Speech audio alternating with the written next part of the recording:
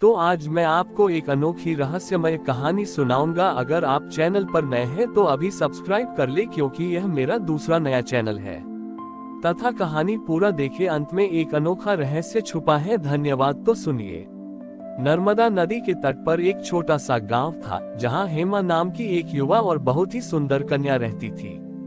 वह भगवान शिव की परम भक्त थी।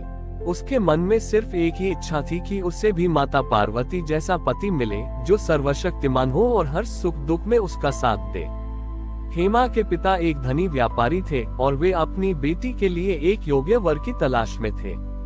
एक दिन उनके गांव के राजा ने हेमा को देखा और उसके सौंदर्य पर मोहित हो गए। उन्होंने तुरंत हेमा के पिता के पास विवाह का प्रस्ताव भेजा। राजा बहुत शक्तिशाली और प्रभावशाली थे, इसलिए हेमा के पिता ने खुशी खुशी यह प्रस्ताव स्वीकार कर लिया। लेकिन हेमा को यह विवाह मंजूर नहीं था। वह राजा की शक्ति या धन की बजाय एक ऐसा जीवन साथी चाहती थी जो उसकी भक्ति और विचारों को समझ सके। उसने अपनी सहेलियों के साथ यह बात साझा की। उसकी सहेलियां भी उसकी भक्ति से बहुत प्रभावित थीं और उन्होंने उसकी मदद करने का फैसला किया। हेमा ने रात के समय बिना किसी को बताए अपनी एक सहेली के साथ घर छोड़ दिया।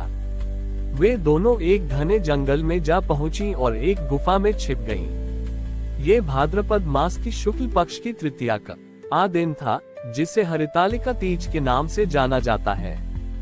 गुफा में रहते हुए हेमा ने मिट्टी और रेत से भगवान शिव और माता पार्वती की एक छोटी सी मूर्ति बनाई। उसने पूरी रात बिना कुछ खाए पिए कठोर व्रत रखा। उसने पूरी रात भगवान शिव और माता पार्वती की स्तुति और भजन गाए। उसका मन पूरी तरह से भगवान की भक्ति में लीन था। सुबह होने पर उसकी भक्ति से प्रसन्न होकर भगवान शिव स्वयं उसके सामने प्रकट हुए। उन्होंने हेमा से कहा, हेमा, मैं तुम्हारी भक्ति और त्याग से बहुत प्रसन्न हूँ। मैं तुम्हें वरदान देता हूँ कि तुम्हें वही पति मिलेगा जैसा तुम चाहती हो। वरदान मिलते ही हेमा की खुशी का ठिकाना न रहा। उधर जब हेमा के पिता और राजा को ये पता चला कि हेमा गायब हो गई है, तो वे बहुत परेशान हुए। खोजते खोजते वे उस गुफा तक पहुँचे जहाँ हेमा ध्यान में लीन थी। उन्होंने जब हेमा को भगवान शिव के समक्ष देखा तो वे अत्यंत आश्चर्यचकित और भयभीत हुए। हेमा ने अपने पिता को सारी बात बताई और कहा कि वह केवल एक ऐसे व्यक्ति से विवाह करेगी जो उसके आदर्शों और विश्वासों का सम्मान करे। राजा को भी हेमा की भक्ति का महत्व समझ में आया और उन्होंने विनम्रता से अपना प्रस्ताव वापस ले लिया। कुछ समय बाद हेमा का विवाह एक ऐसे युवक से हुआ जो गुणों में भगवान शिव के समान न था। इस घटना के बाद इस व्रत का नाम हरितालिका तीज पड़ गया, जिसका अर्थ है हरित यानी हरण करना और आलिका यानी सहेली। ये कहानी हमें सिखाती है कि सच्ची भक्ति और विश्वास से हम अपने जीवन में वह सब कुछ पा सकते हैं जिसकी हम कामना करते हैं। यह व्रत न केवल सुयोग्य वर की प्राप्ति के लिए है, बल्कि यह हमें भी याद दिलाता है कि अपने विश्वास पर अडिग रहना कितना महत्वपूर्ण है। हेमा का विवाह जिस युवक से हुआ उसका नाम वसंत था। वसंत गुणों में जितना महान था, उतना ही वह स्वभाव से सरल और शांत भी था। उनका जीवन बहुत सुखद और प्रेमपूर्ण था। हेमा ने अपने पति में वही आदर्श पाए जिनकी उसने कामना की थी, एक सच्चा साथ, बड़ी ही जो उसकी भक्ति और विचारों का सम्मान करता था।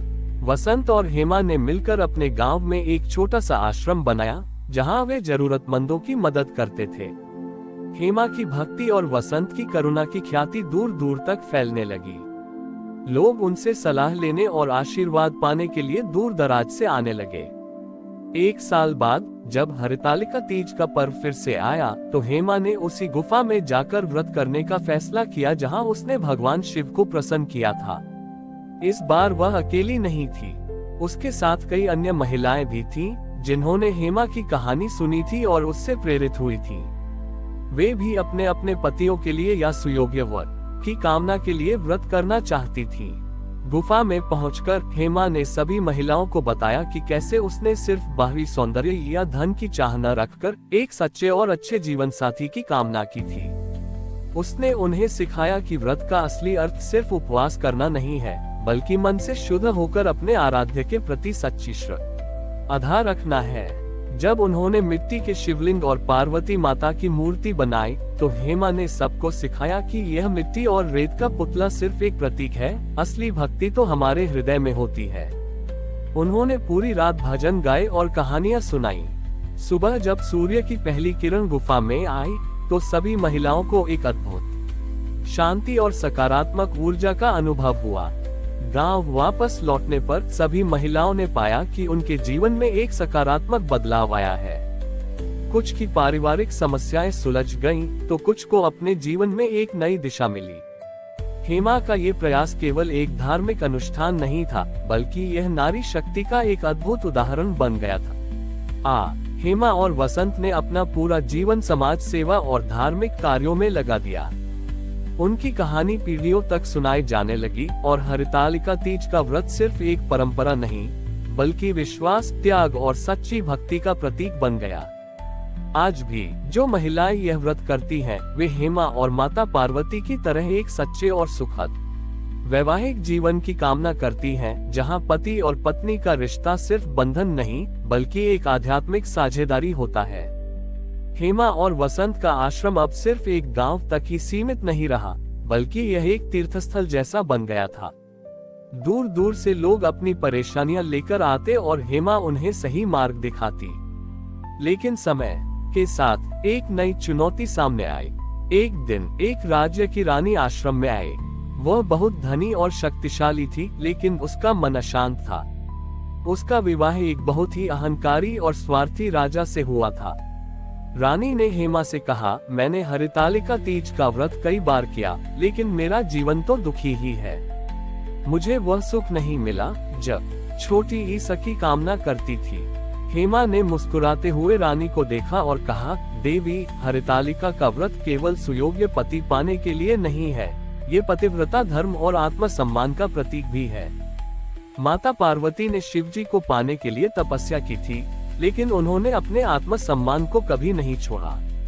वह शिव के गुणों से प्रेम करती थी, उनकी शक्ति से नहीं। रानी ने पूछा, तो क्या मैं अपने राजा को बदल सकती हूँ? हेमा ने जवाब दिया, आप किसी और को नहीं बदल सकती, लेकिन आप स्वयं को बदल सकती हैं। जब आपका मन शांत और सकारात्मक होगा, तो उसका प्रभाव आपके आसपास के लोगों पर भी पड़ेगा। असली शक्ति आपके भीतर है, बाहर नहीं। हेमा ने रानी को सिखाया कि कैसे बिना किसी को नीचा दिखाए अपनी मर्यादा और सम्मान की रक्षा की जाती है। उन्होंने रानी को बताया कि सच्चे प्रेम और सम्मान का रिश्ता दोनों तरफ से होना चाहिए। अगले हरितालिका तीज के दिन रानी ने पहली बार केवल पति की लंबी उम्र के लिए नहीं, बल्कि अपने रिश्ते में सम्मान और समझदार बड़ी ही लाने के लिए व्रत किया। इस बार रानी ने व्रत के दौरान मन ही मन संकल्प लिया कि वह अपने पति को प्रेम से सही मार्ग पर लाएगी, न कि डर से। जब वह अपने महल लौटी, तो उसने अपने व्यवहार में बदलाव लाना शुरू किया। उसने राजा से विनम्रतापूर्वक बात करना शुरू किया और उनके अच्छे कामों की सराहना की। धीरे धीरे रानी के इस सकारात्मक बदलाव का असर राजा पर भी पड़ने लगा। उन्होंने भी अपने व्यवहार पर विचार करना शुरू किया और उन्हें एहसास हुआ कि प्रेम और सम्मान से भरा रिश्ता कहीं ज्यादा सुखद होता है। अंत में राजा ने अपनी पत्नी का सम्मान करना सीखा और उनका रिश्ता मजबूत हुआ। इस घटना के बाद हरितालिका तीज का व्रत एक नए रूप में देखा जाने लगा। अब ये केवल कुंवारी कन्याओं के लिए नहीं, बल्कि हर उस स्त्री के लिए एक प्रेरणा बन गया जो अपने वैवाहिक जीवन में प्रेम, सम्मान और संतुलन लाना चाहती थी।